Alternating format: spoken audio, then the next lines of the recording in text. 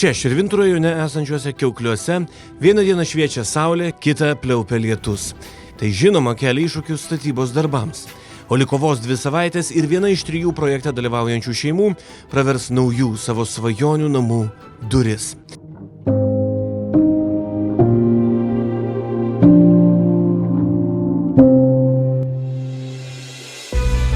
Darbai vyksta itin sparčiai.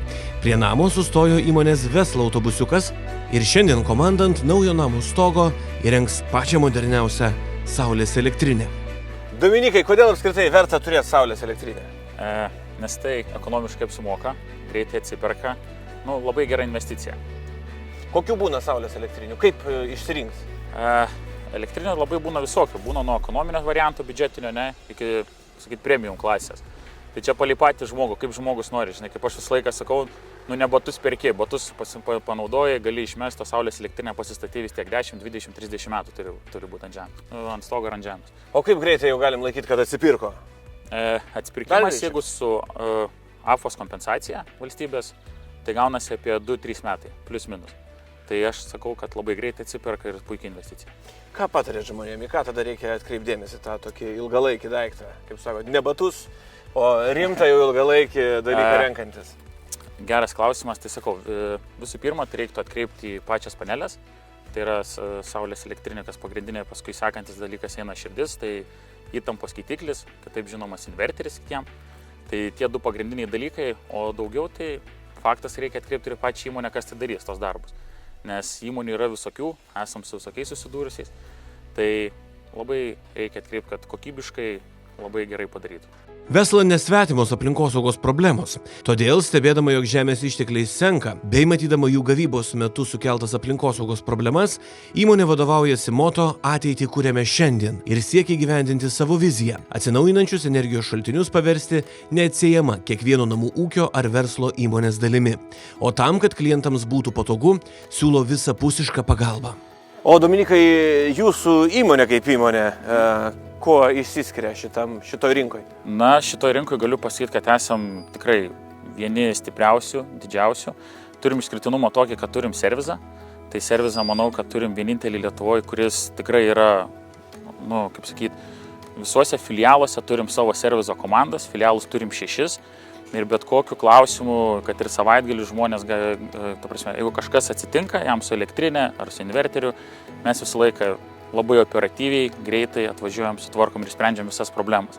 Tai toks ir išskirtinumas, nes kitom įmonėm, kol tu prisiskambini, užregistruoja, gali praeiti savaitę ir 2 ir įsivaizduok, jeigu tu savaitę 2 negeneruosi elektros, tai tau bus 1 nuostolis. Tai su mumim to nuostolio tikrai nebus. Ant namo stogo rengiama saulės elektrinė, viena populiariausių ne tik Lietuvoje, bet ir Amerikoje. Kokia sistema bus įdiegta čia, konkrečiai šitam name? Būtent šitam name mes pasirinkom visiškai premium klasės segmentą, tai pasirinkom Qcello modulius.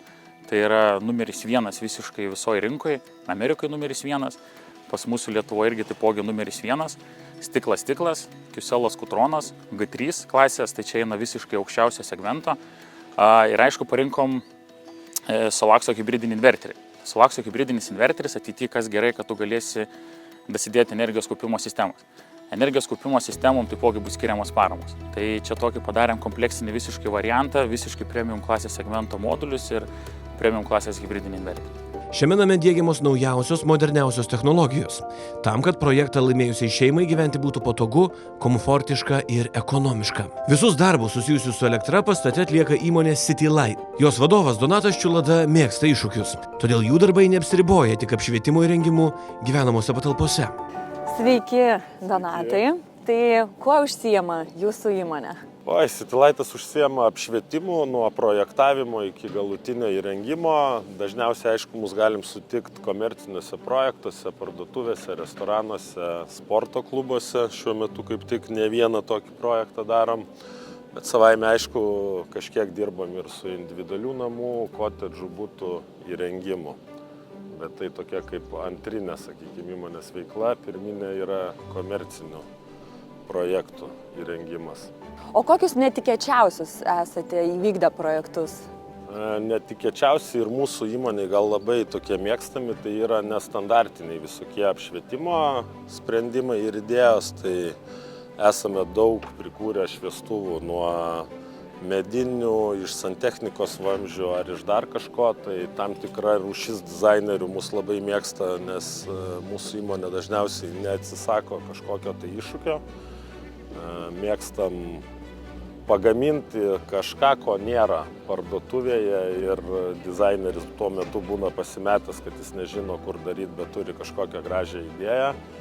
Žiemos metu, kaip ir dabar prieš Kalėdas, turim dar tokį kaip įmonės hobį fasado dekorų darymą, tai šitoj vietoj bendradarbiaujame su visiems gerai žinomu Mantu Petruškevičium ir padedam jam įrengti ne vieną fasadą, kur Vilniečiai tikrai mato Vilniuje, apie tai šneka ir Bukareštas, ir kitos šalis. Tai sekantį mėnesį šiek tiek keliausime ir nešime Kalėdų dvasią. Kiekvienais metais gausybės smalsuolių sutraukiantys Stiklių gatvės papuošimai, šventinės dekoracijos sostinės širdyje, tik dalis darbų, kuriuos atlieka City Light. O koks sudėtingiausias buvo projektas? Iššūkių tai aišku, kad su Mantu tenais netrūksta, nes dažnu atveju pamačius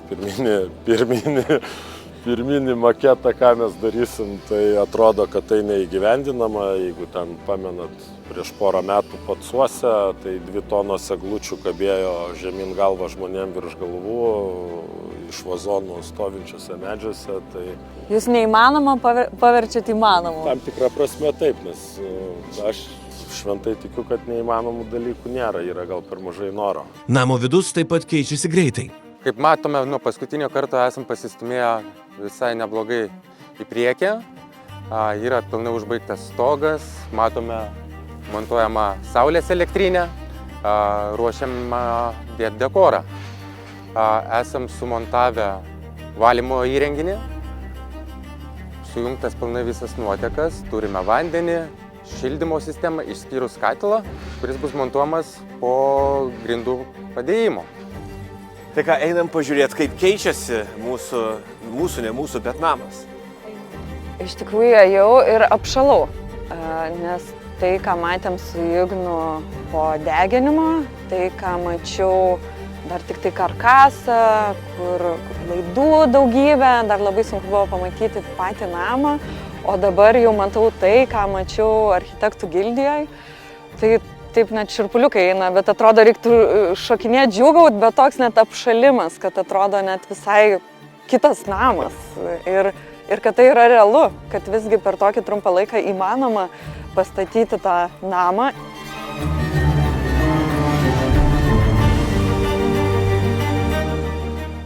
Šiaip aš manau, kad nuo praėjusio apsilankimo daugiau negu pusė darbų, bent jau vizualiai yra padaryta. Ir vis dar šviečia saulė. Aš kai buvau pas architektus, mums rodė 3D visą namą, žodžiu, ir visus brėžinius. Taip, per akinukus. Tai čia yra svetainė. Kaip matom, dar žinoma, trūksta baldų, interjero detalių, bet jau visas kambarys yra toks, kokį aš mačiau. Įspūdžiai tokie, kad progresas tiesiog milžiniškas, galėjo matyti kiaurai stogą praėjusį kartą. Atsimenam, kai kiemas buvo pilnas visko, o namas visiškai tuščias, tai dabar tas vaizdas yra kardinaliai pasikeitęs ir jau yra įmanoma įsivaizduoti, kur kas turėtų būti. Galima taip stovint kambarį vizualizuoti ir jo interjerą, ir apstatymą baldais. Išplanavimas namo irgi yra visiškai pasikeitęs. Vonia, plytelės įklijuotos. Nuostabiai viskas atrodo, net pasižiūrėk, ką koloritas plytelių, vat čia toks, šičia vat šiek tiek. Man patinka, kad langas yra iš tikrųjų daug šviesos duoda. Čia matom bus dušas iš vedžiotų vamzdynų, kriauklė. Gerai, kad tu supranti su švedžiotų vamzdynų. Taip, mums viską aprodė. Gerai, einam pažiūrėsim kambarius.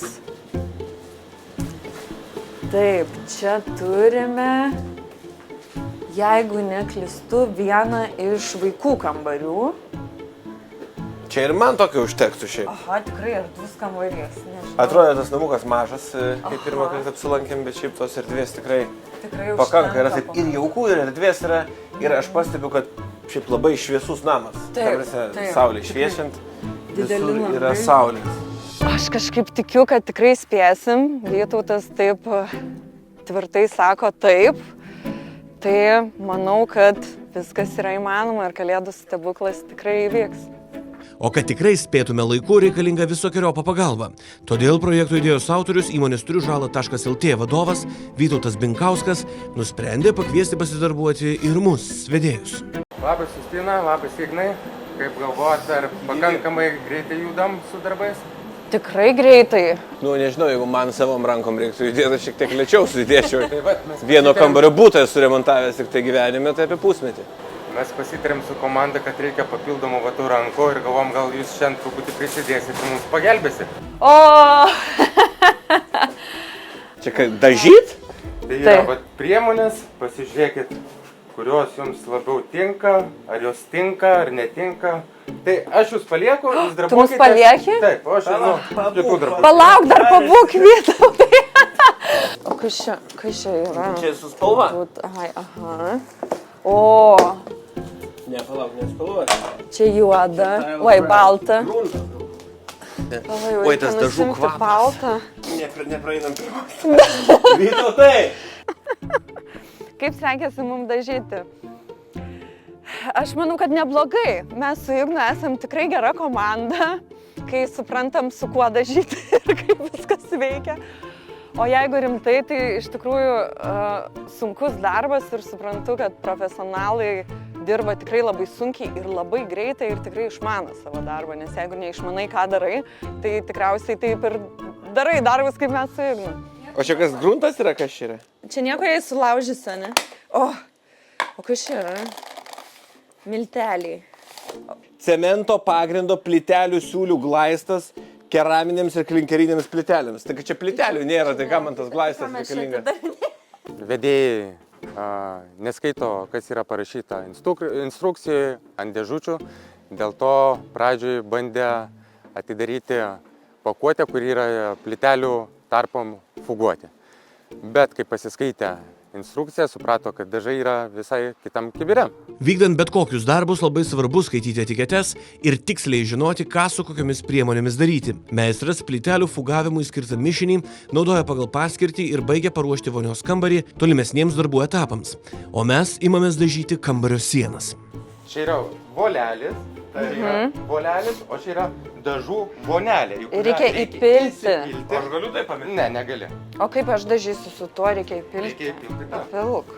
Gana daug nereikia. Mes pasirinkom savo įrankius. Ne, tai tu pavaliok normaliai, kad... Ką normaliai, tai gal aš per daug nenoriu nudažyti. Oi, sukasi. O, nice. O Jezu, apsitaškiau visą jau.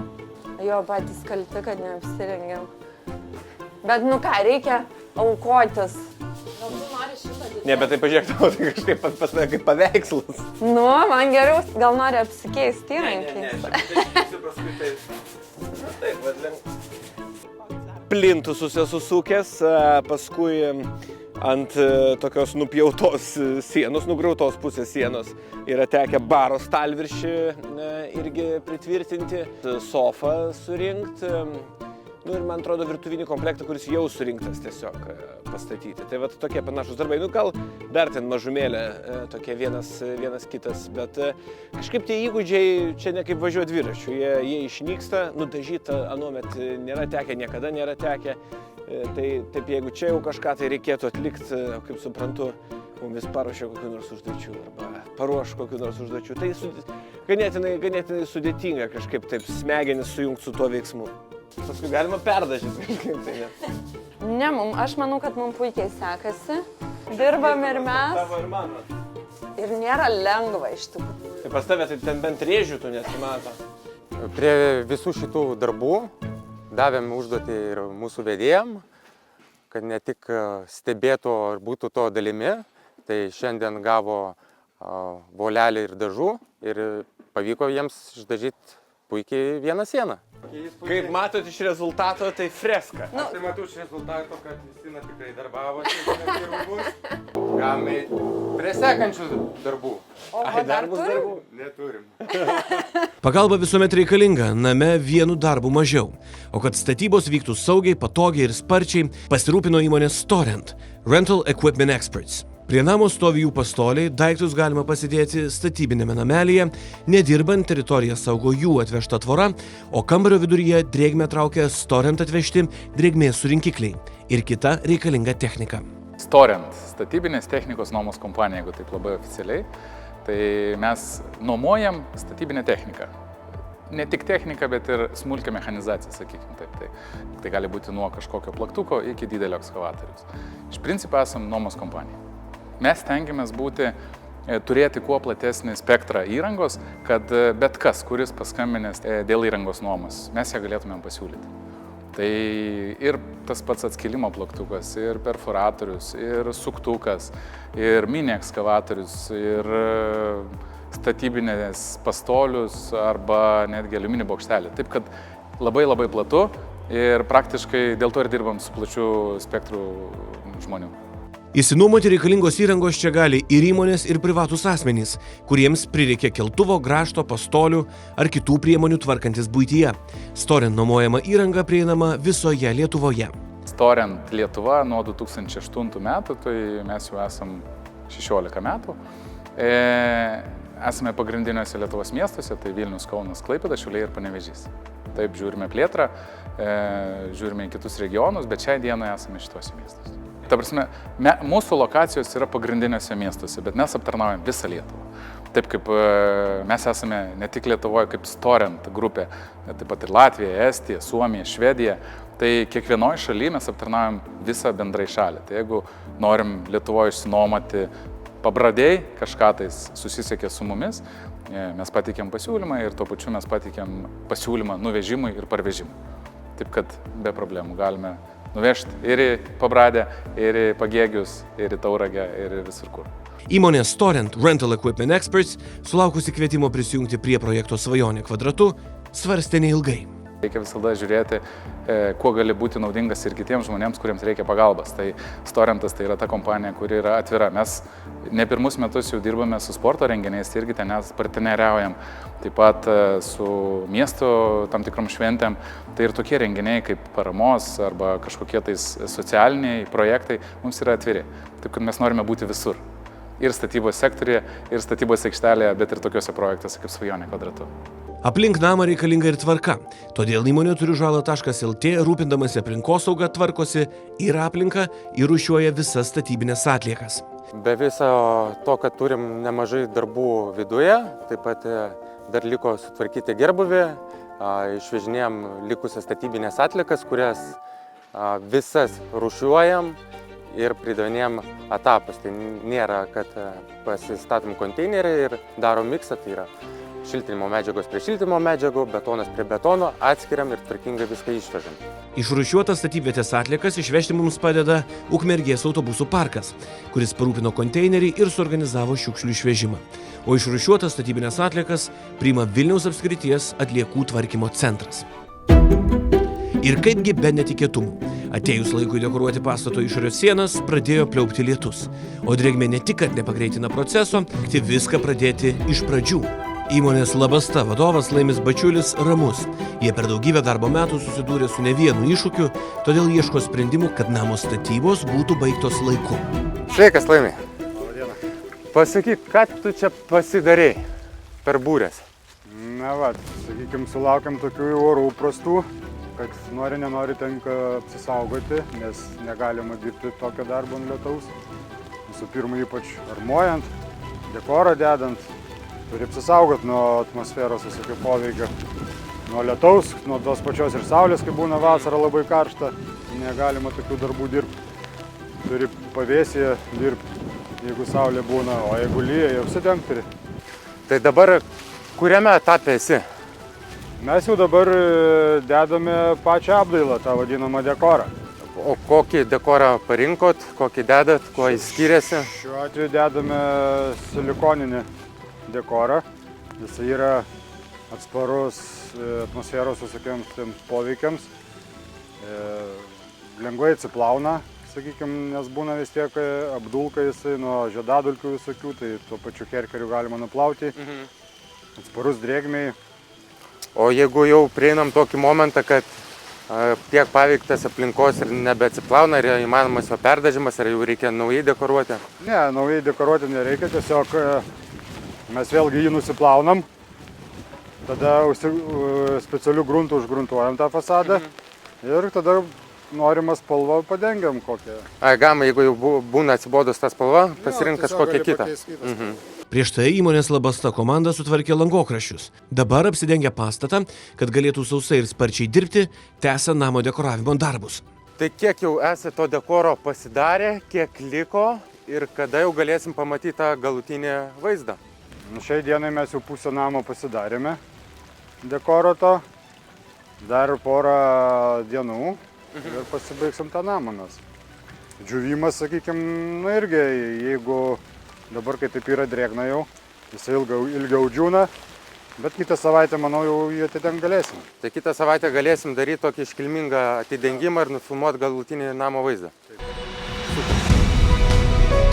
Jau po savaitės turėtume išvysti galutinį pastato vaizdą, o po 2 savaičių čia su savo daiktais atvyks nauji gyventojai. Viena iš 3 projekte dalyvaujančių šeimų čia sutiks gražiausias metų šventes. Tai Valius Baranauskas su šeima. Jų namus pasiglemžė liepsnos, todėl dabar vyras su žmona ir 2 paaugliai vaikai glaudžiasi mažame močiutės bute. Samanta Stundžaitė su sūneliu ir mama. Samanta vieniša mama, gyvenanti krosnimi šildomame bute, be vandens, be dušo ir kitų patogumų. Virginija Batavičienė su šeima. Virginijos namus taip pat pasiglemžė ugnis. Dabar ji su gyvenimo draugu ir 2 anūkėmis, kuriams atstoja ir mama, glaudžiasi giminaitis išnuomotame 1 kambario bute. Kuri šeima jau netrukus gyvens naujame, moderniame, ekonomiškame name, sprendžiate jų žiūrovai ir projekto partneriai. Laiko laukti liko labai nedaug.